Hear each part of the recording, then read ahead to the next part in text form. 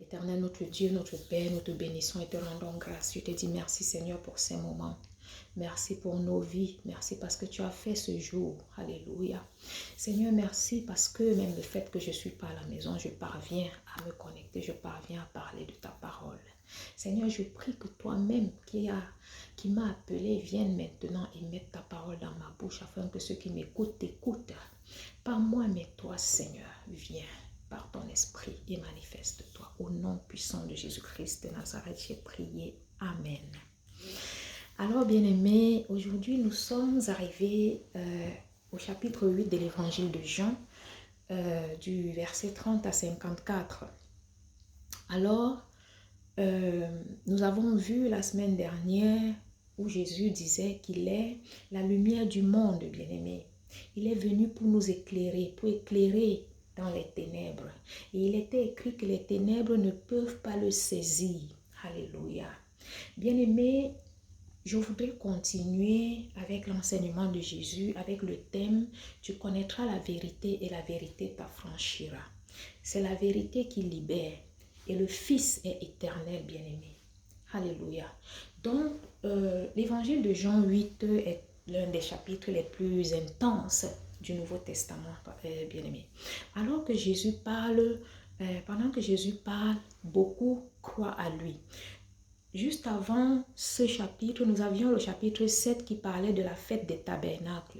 Et en plein milieu de cette fête, le jour où il fallait faire le rituel d'eau, Jésus s'est écrié dans la foule. Il a dit, quiconque vient à moi n'aura plus soif. Et de l'eau et il en sortira de lui de l'eau en abondance, de l'eau de vie. Et là, nous avons aussi parlé de Jésus-Christ. Rappelez le chapitre 4 où Jésus a parlé à la femme samaritaine qui était venue puiser de l'eau au puits de Jacob. Et Jésus lui avait dit, si tu bois de l'eau que je donne, tu n'auras plus jamais soif. Jésus parle en parabole. L'évangile de Jean nous révèle en gros l'identité de Jésus-Christ, l'identité de Dieu. Il nous fait connaître qui est Jésus. Et au chapitre 1, à partir du verset 1, nous lisons, au commencement était la parole était avec Dieu et la parole était Dieu. Elle s'est faite chair, Dieu est venu lui-même parce qu'il nous a tant aimés, comme il est écrit dans le chapitre 3. Et il a envoyé son Fils pour que quiconque soit en lui soit sauvé. Et quiconque ne croit pas en lui est même déjà jugé. Alléluia.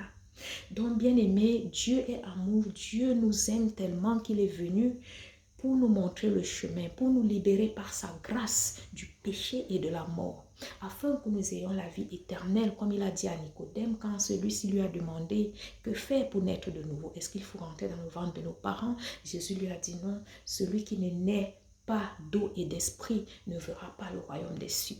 Donc naître de nouveau, ça veut dire naître d'eau et d'esprit. Et naître d'eau, bien aimé, veut dire être baptisé par immersion, parce que le mot baptisé en grec veut dire baptizo. L'écriture du le Nouveau Testament dans les écritures originaux, c'est au niveau de ce mot que je viens de prononcer, baptizo, c'est le mot baptême en grec qui veut dire le baptême par immersion, comme Jésus s'est baptisé par Jean-Baptiste, bien-aimé. Donc Jésus dit, si nous ne naissons d'eau et d'esprit, nous ne verrons pas le royaume des cieux. Alors, et il a aussi dit, comme je disais tout à l'heure, que quand ceux qui naissent de nouveau sont comme le vent qui souffle, nul ne sait d'où il vient et où il va. Ainsi nous sommes bien-aimés, nous les chrétiens, nous qui croyons en Jésus-Christ. Rien ne peut nous saisir, rien ne peut nous retenir, rien ne peut nous ébranler, rien ne peut nous faire croire à ce que nous ne sommes pas. Parce que le but de l'ennemi, c'est de nous détruire. Le but de l'ennemi, c'est de nous faire croire que nous sommes rien. Mais en Jésus-Christ, nous sommes plus que vainqueurs. En Jésus-Christ, nous sommes plus que aimés. Bien aimés, avant même de continuer, je vais parler d'un petit témoignage qui m'est arrivé aujourd'hui même. Actuellement, je suis venue rendre visite à une amie dont l'enfant attend une transplantation de cœur. L'enfant est malade, bien sûr, nous recommandons l'enfant au Seigneur, que sa volonté soit faite et qu'il épargne cet enfant de ce qu'il n'a pas prévu dans sa vie. Nous appelons le Seigneur, nous parlons et il agit selon ses plans et selon ce qu'il a prévu pour chacun. Alléluia. Et il dit dans Psaume, appelle-moi au jour de la détresse, je te répondrai et tu me glorifieras. Il est le même hier, aujourd'hui, éternellement bien-aimé. Il ne faut pas douter. Donc, je vais à la gare tout à l'heure, ici à Berlin, pour changer mon ticket. En fait, je voyageais hier dans la nuit, je l'ai raté. Dieu seul sait pourquoi. Je vais donc pour changer le ticket. Et je sors du bus devant la gare. Un jeune homme d'entre 7 et 10 ans, un petit enfant vient vers moi. Il était seul, avec 2 doudous en main. Il était seul, il vient vers moi, il me dit français ou anglais. Il me dit français ou anglais. Je lui dis les deux. Il me tend la main en même temps. Il me dit, vos cheveux me plaisent. Aïe. Il me dit, vos cheveux me plaisent. Un petit enfant. Vos cheveux me plaisent. Je lui dis, vous êtes seul? Il dit oui. Et j'étais tellement hors de moi que je lui dis, et puis du coup, il est parti. Il est reparti se placer au niveau de l'arrêt bus. Et je vais vers mon amie. Je lui dis, mais regarde, écoute ce que cet enfant me dit. Elle dit, ah, il est seul, peut-être qu'il faut appeler la police. Je dis, ben, déjà, je commence à réfléchir parce que, bien aimé, en Jésus-Christ, nous avons le discernement. À chaque situation, à chaque instant, tout peut se passer. Donc, à chaque moment, nous devons faire des choix, nous devons faire des déclarations, nous devons parler sur toute situation. Parce que pendant qu'il parlait, je regardais son cou, il y avait une chaîne. Après, il me tend la main. Ça s'est allé tellement vite. Donc, je repars vers l'enfant qui était en train de vouloir aller entrer dans le bus. Le bus arrive, il rentre dans le bus. Et je rentre dans le bus, je lui dis, vous êtes vraiment seul? Il me dit, oui, je suis en train d'aller à la maison. Et je regarde sur sa main, je vois une alliance normale. Hein. Dans sa main, ça nageait même. Je dis, ben, bref, je suis ressortie parce que le bus, il fallait qu'il parte. Sinon, il allait aussi m'amener. Moi, j'étais allée faire autre chose à la gare. Donc, du coup, bien aimé, j'ai dit, Seigneur, si cet enfant n'est pas de moi, je renvoie les flèches à l'expéditeur. Parce qu'il faut toujours être prêt à tout moment. Tu ne sais pas d'où vient quoi, quand. Alléluia. C'est vrai, Dieu peut utiliser toute personne. Donc j'ai dit, Seigneur, si cet enfant est de toi, je ne sais même pas pourquoi. Déjà, j'ai apprécié le fait qu'il me dise. Parce que Dieu peut te parler. Toi qui es peut-être abandonné. Toi qui es peut-être, comment dirais-je, assoiffé de quoi que ce soit dont tu as besoin. Alléluia. Dieu a envoyé cet enfant. Moi, je prends ça comme ça. Il me dit, tes cheveux me plaisent. C'est un signe d'amour. C'est un signe d'amour. Oui, c'est un signe d'amour. Tes cheveux me plaisent. Parce que si c'était quelqu'un d'âgé, j'allais tout de suite penser peut-être qu'il me drague ou qu'il veut me draguer. Mais le Seigneur a utilisé un enfant, ce petit enfant, pour me dire, tes cheveux me plaisent. Si mes cheveux lui plaisent, ça veut dire que moi je lui plais. Bon, plaît dans le sens d'amour naturel, je veux dire amour du prochain. Parce que c'est un petit enfant. Donc Dieu est bon. Dieu peut te parler à tout moment, à chaque instant. Je rends grâce à Dieu. Et Dieu m'envoie en fait aussi dans ce ministère vers les orphelins, les personnes en difficulté, les personnes seules, les personnes démunies. Et tout de suite, je commence à réfléchir. Je dis, mais Seigneur, que faire? Je n'ai même pas eu le temps de poser plus de questions à cet enfant. Et s'il était dans le besoin? Et si l'alliance qui était dans sa main, sur son doigt, était l'alliance d'un de ses parents ou l'alliance de ses parents? Et s'il était seul, je ne sais pas. Donc, du coup, j'ai commencé à avoir le besoin de m'occuper de lui, le besoin de savoir plus sur lui. Mais je prie que le Seigneur, qu'il a envoyé vers moi, prenne soin de lui. Il peut le faire, même si ce n'est pas avec moi, c'est avec quelqu'un d'autre. Alléluia. Donc, le message, c'est que Dieu est amour. Il a utilisé cet enfant pour me dire, tes cheveux me plaisent. Tes cheveux me plaisent. Tu plais à Jésus, bien-aimé. Tu plais à Dieu. Il t'aime plus que qui que ce soit. Et il ne change pas. Et son amour est inconditionnel. Il ne t'aime pas parce que tu as changé. Il ne t'aime pas. Il t'aime même dans ton péché. Et il veut nous sortir de là. Il m'a sorti du péché et de la mort. Donc son but, c'est de nous libérer. Et la parole d'aujourd'hui dit, pour revenir là-dessus, nous connaîtrons la vérité et la vérité nous affranchira. Je viens un peu sur l'histoire de la femme adultère. Pendant cette fête de tabernacle, il y a les pharisiens qui ont amené la femme devant Jésus pour lui dire, cette femme, en fait, il voulait lui tendre un piège. Ils lui ont dit, la loi de Moïse nous demande de jeter des cailloux sur cette dame à la mort. Alléluia. Que dis-tu, Jésus? Jésus leur a dit, si l'un de vous n'a pas de péché, qu'il jette la première pierre. Alléluia. Et tous se sont allés pardon, un à un. Ils se sont allés. Et Jésus a dit à la dame, où sont-ils ceux qui voulaient ta mort? Elle a dit, ils sont tous partis. C'est comme ça que nos ennemis fuiront un à un. Ils fuiront loin de nous.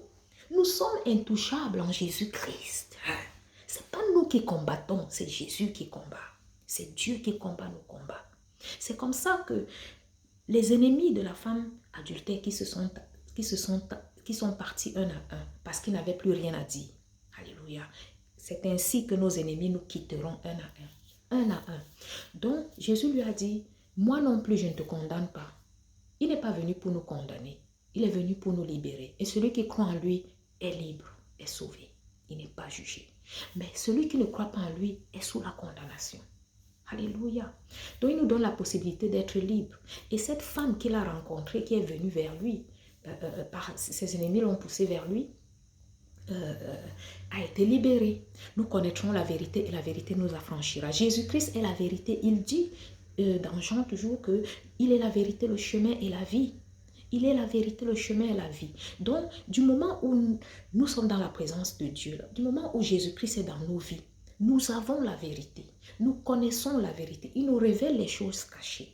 Et sa seule présence nous libère de tout ce qui tend à nous retenir en arrière, de tout ce qui tend à nous garder captifs, de tout ce qui tend à nous, comment dirais-je, à nous condamner. Il n'y a plus de condamnation en Jésus-Christ. Il est venu nous libérer. Bien-aimé, cette dame a été libérée parce que Jésus-Christ était là. Jésus-Christ est la vérité. Tu connaîtras la vérité et la vérité t'affranchira. Alléluia. Donc, dans ce passage de l'évangile de Jean chapitre 8, Jésus nous révèle 3 vérités essentielles. Premièrement, il dit que la vérité nous libère. Alléluia. La vérité nous libère. Et il nous fait aussi savoir que le péché nous a servi. Le péché nous rend esclaves. Le péché nous retient captifs. Et aussi, troisièmement, il nous dit que le Fils est éternel. Le Fils est éternel. Il était au commencement. Nous allons voir plus bas où il dit qu'avant qu'Abraham ne soit, il était. Jésus-Christ est le même hier, aujourd'hui, éternellement. Donc ces vérités pour nous, bien-aimés, sont aussi valables aujourd'hui. Ils sont valables aujourd'hui comme ils ont été à l'époque. Alléluia. Donc, pour ne pas trop tirer de long en large, je vais continuer en disant, en parlant du verset 31 à 32 où Jésus nous dit, comme je disais tantôt, la vérité nous libère. Donc Jésus dit aux Juifs qui l'écoutaient, ou alors qui ont cru en lui, si vous demeurez dans ma parole, si vous demeurez dans ma parole, vous êtes vraiment mes disciples. Vous connaîtrez la vérité et la vérité vous rendra libre. Si vous demeurez dans ma parole, alléluia. Que signifie demeurer dans sa parole? Demeurer dans sa parole ici, bien aimé, ne veut pas dire seulement écouter sa parole. Ça ne veut pas dire seulement approuver sa parole, mais ça veut dire persévérer dans sa parole, obéir à sa parole, s'enraciner dans sa parole. Alléluia. Nous pouvons lire dans le psaume 119, où il est écrit « La parole de Dieu est la lumière et la direction ». C'est la lumière qui nous, comme nous avons encore lu dimanche dernier, où Jésus dit qu'il est la lumière du monde. Il est venu pour éclairer dans les ténèbres. Les ténèbres, c'est tout ce qui est négatif. Les ténèbres, c'est quand il n'y a pas de chemin. Les ténèbres, c'est quand il n'y a pas d'amour. Les ténèbres, c'est quand on est abandonné. Les ténèbres, c'est quand on est paralysé. Je me rappelle l'histoire du paralytique à la piscine de Bethesda qui était là 38 ans. Il n'avait personne pour le conduire à l'eau afin de trouver sa guérison. Il était question que quand l'eau devait bouger, que l'on se déplace à l'eau pour trouver la guérison. Mais le monsieur était seul. 38 ans, personne pour l'aider. Oh, oh, oh, oh. Mais Jésus-Christ est venu. Du moment où Jésus-Christ est entré dans sa vie, il lui a demandé, veux-tu être guéri? Le monsieur a dit, je n'ai personne pour me mettre à l'eau.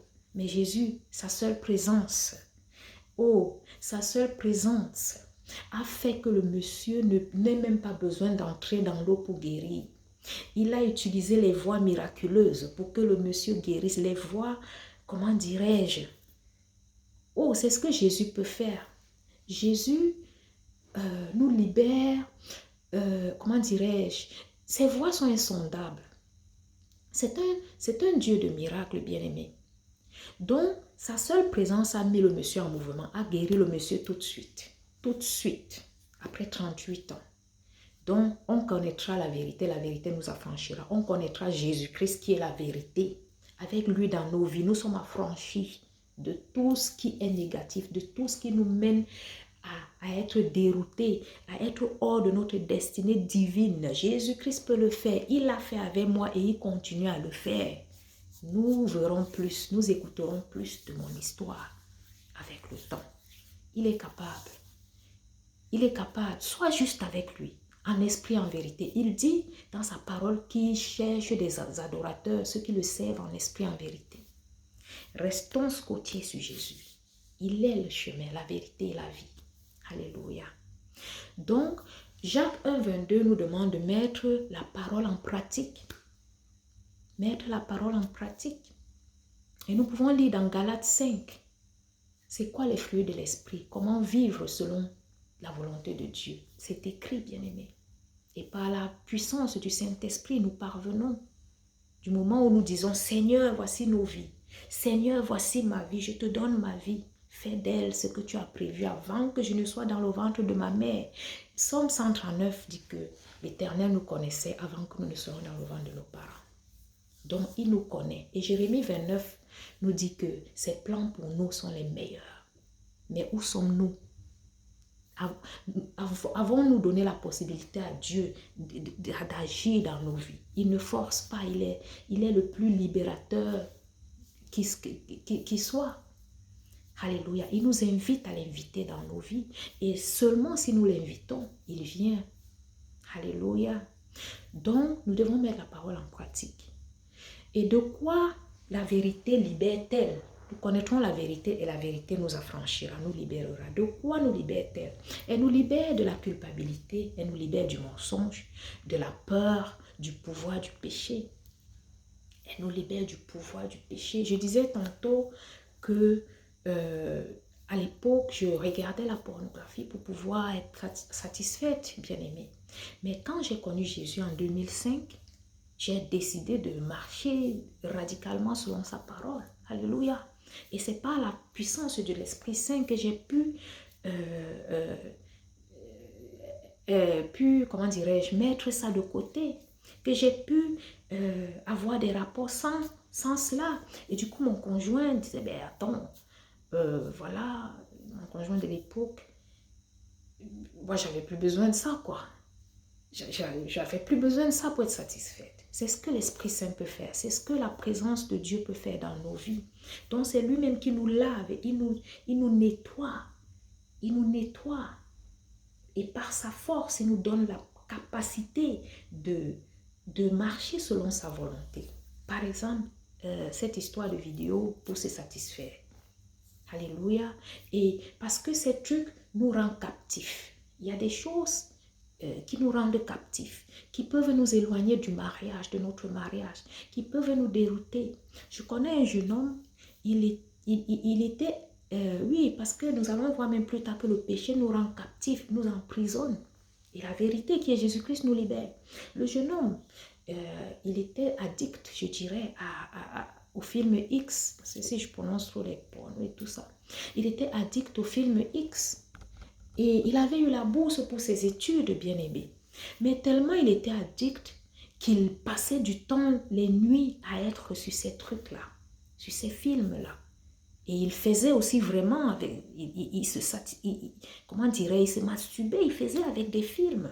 Excusez-moi le terme. Et du coup, il était tellement fatigué qu'il oubliait d'aller à l'école le matin. Le lendemain, c'était un universitaire. Il oubliait, il s'endormait, il était tellement chaos, c'est ce qu'il m'a dit, qu'il n'allait pas au cours, alors qu'il a la bourse pour aller au cours. Hey. Et du coup, ça a poussé à ce qu'il n'ait pas de bons résultats. Et quand il n'a pas de bons résultats, on lui enlève la bourse. C'est ce qui s'est passé. Vous voyez ce que le film X peut faire. Comment il peut te dérouter du bonheur, je dirais, ou de la facilité. Parce qu'avec Jésus-Christ, nous avons la vie facile. Nous avons, oui, même la vie éternelle.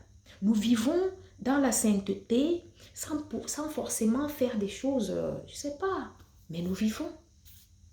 Nous vivons. Donc, c'est ce que le péché peut faire, nous rendre captifs.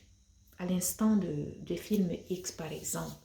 Et quand tu es addict au film X, même ta femme, ton épouse, en souffre peut-être. Ou alors ton époux, il en souffre. Parce que là, tu es avec lui, mais tu n'es pas avec lui dans ton esprit, en fait. Tu penses au film X. Mais ce n'est pas ça que le Seigneur a prévu au commencement. Alléluia. Donc, Jésus-Christ nous libère. Quand nous venons, nous naissons de nouveau, il nous parle.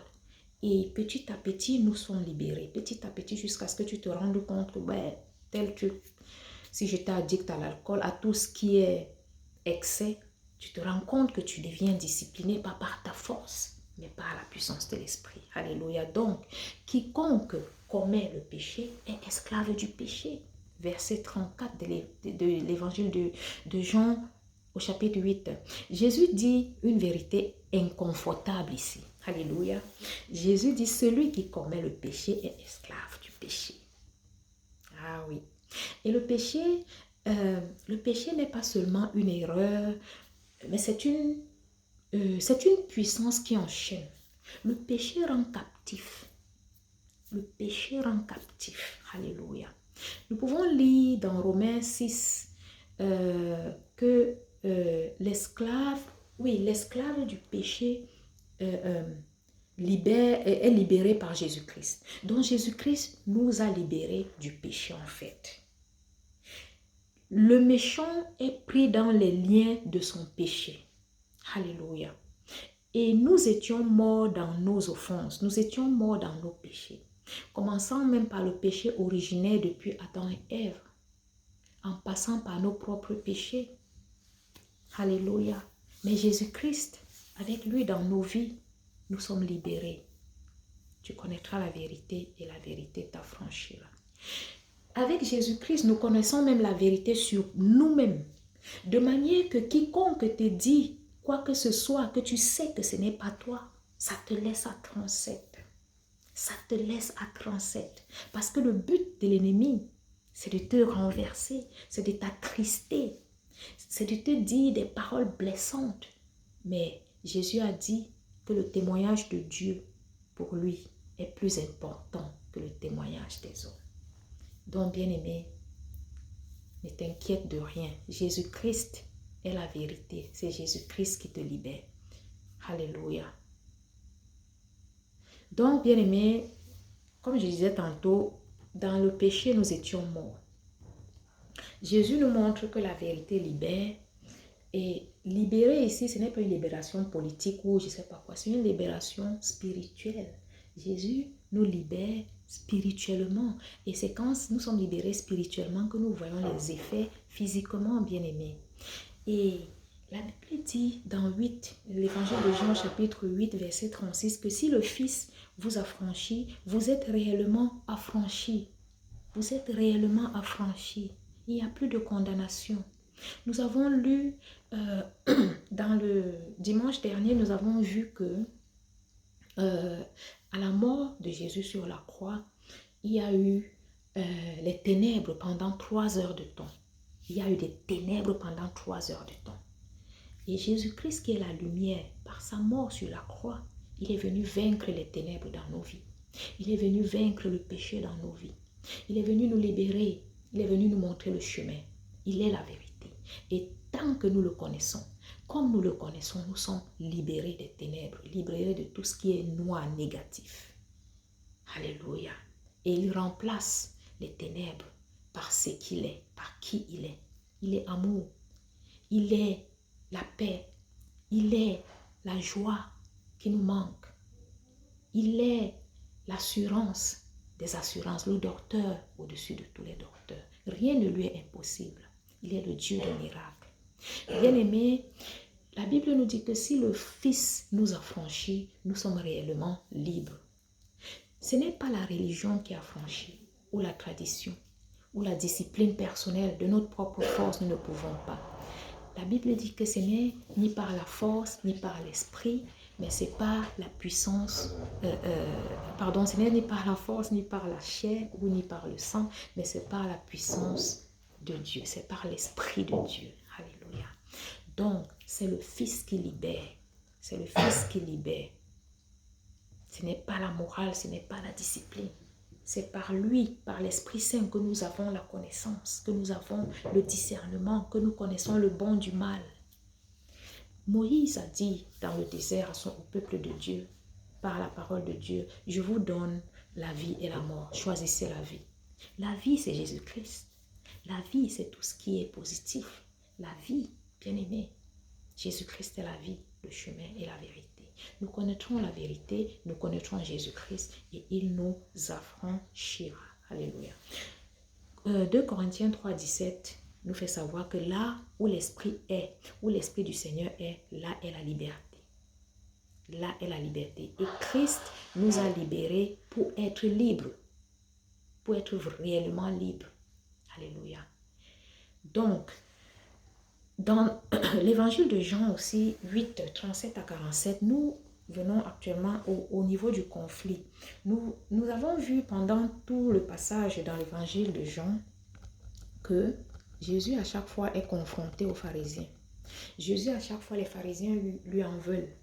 Ils veulent l'attraper. Mais nous avons aussi lu plusieurs fois que nul n'a pu mettre la main sur lui. C'est ainsi que quand nous sommes en Jésus-Christ, quel que soit ce que l'ennemi veut de nous, quels que soient les plans de l'ennemi contre nos vies, c'est nul et sans effet. Parce que Jésus ne permet pas qu'un cheveu de nos têtes tombe. Il ne permet pas que nos pieds heurtent une pierre. Parce que ses anges campent autour de nous. Et il nous préserve du danger. Il a promis et il le fait. C'est une expérience et des expériences personnelles bien-aimées. Alléluia. Donc, il y a des conflits, même de la même façon que Jésus a eu des conflits avec des pharisiens ou des opposants à lui, nous avons des conflits dans nos jours aujourd'hui, mais avec Jésus, nous sommes plus que vainqueurs. Plus que vainqueurs. Alléluia. Ces gens, les pharisiens, ici, ils prétendent être les enfants d'Abraham. Et Jésus les fait savoir que ils prétendent qu'ils sont des enfants d'Abraham, mais ils n'agissent pas. Ils n'agissent pas comme Abraham. La Bible nous dit dans Genèse qu'Abraham a cru en Dieu et ça lui a été, et par rapport à cette croyance en Dieu, il a été justifié. Il a été justifié. Et nous sommes fils d'Abraham par Jésus-Christ. Nous sommes fils d'Abraham par Jésus-Christ. Donc l'alliance de Dieu avec Abraham est la même alliance que nous avons. Et comme Dieu a dit à Abraham que celui qui te maudit sera maudit et celui qui te bénit sera béni, c'est la même alliance que nous avons. Donc ce sont des vérités vraies. Aujourd'hui, nous parlons du fait que nous connaîtrons la vérité et la vérité nous affranchira. Alléluia. Donc, les pharisiens essayent juste de tuer, d'enlever la vie à Jésus, alléluia, parce que sa parole ne trouve pas une place dans leur cœur. Ils ne comprennent pas ce que Jésus dit, ils ne veulent même pas comprendre. Et par rapport à ça, à chaque fois, ils veulent lui prendre la vie. Mais il est Dieu, nul ne peut lui enlever la vie. Est-ce qu'on peut enlever la vie à la vie? Donc, bien-aimés, Jésus leur a dit clairement, vous avez pour père le diable. Vous avez pour père le diable. Alléluia. Nous pouvons lire dans Genèse 18, 19 que Abraham marchait dans les voies de Dieu. Celui qui pratique le péché est du diable. C'est ce que 1 Jean 3, 8 nous fait savoir. Et Matthieu 13, 19 dit, le malin enlève la parole du cœur. Donc, nous devons garder la parole, comme Jésus vient de dire, que si nous gardons sa parole, nous sommes effectivement ses disciples. Alléluia. Celui qui garde ma parole ne verra jamais la mort, dit Jésus dans l'évangile de Jean 8, verset 51. Donc, une personne, si quelqu'un garde ma parole, il ne verra jamais la mort. C'est ce que Jésus dit. Et nous pouvons lire dans Jean 5, 24 que nous passons de la mort à la vie quand nous croyons en Dieu. C'est ça la nouvelle naissance en fait. C'est ça la nouvelle naissance. Et comment dirais-je, Révélation ou alors Apocalypse 2, 11 nous dit, la seconde mort n'a aucun pouvoir sur les croyants. La seconde mort n'a aucun pouvoir sur les croyants. Donc si nous sommes croyants en Jésus-Christ, nous avons la vie éternelle. Le psaume 23, très connu, nous dit, je ne crains rien, je ne crains aucun mal, car tu es avec moi. Ta houlette et ton bâton me rassurent. Alléluia. L'Éternel est ton berger. Il est le bon berger. Donc, bien-aimés, le point culminant, c'est que Jésus dit qu'avant Abraham, il était. Il est. Avant qu'Abraham ne fût, je suis. Verset 58 de Jean 8. La déclaration, ça c'est la déclaration la plus forte du passage. Quand Jésus dit, avant qu'Abraham ne soit, je suis. Je suis. Il ne dit pas j'étais, il ne dit pas j'existais. Il dit je suis. Ego eimi, comme le mot grec le dit. Ego eimi. Et nous pouvons, si nous parcourons l'évangile de Jean, nous aurons au moins 5 je suis. Il dira je suis le pain de vie. Il dira je suis la lumière du monde. Il dit je suis.